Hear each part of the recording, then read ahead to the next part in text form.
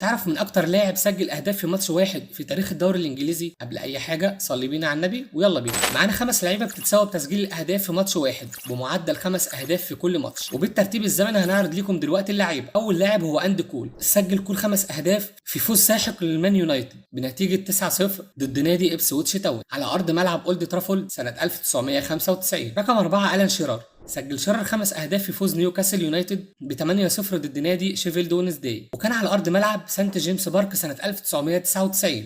رقم 3 اللاعب جيرمان تيفو، سجل تيفو 5 اهداف في فوز نادي توتنهام بنتيجه 9-1 ضد نادي ويجن اثليتيك، وده كان في وايت هارت لين سنه 2009. رقم 2 اللاعب ديميتيار بيرباتوف، سجل ديميتيار 5 اهداف مع نادي مان يونايتد ضد نادي بلاك بيرن روفرز، والخمس اهداف دول كانت ربع مجموع اهداف ديميتيار كلها في موسم 2010 2011. والمفاجاه بقى ان اللاعب رقم 1 هو سيرجو اجويرو، سجل اجويرو 5 اهداف في حوالي 20 دقيقه ضد نادي نيوكاسل سنه 2015.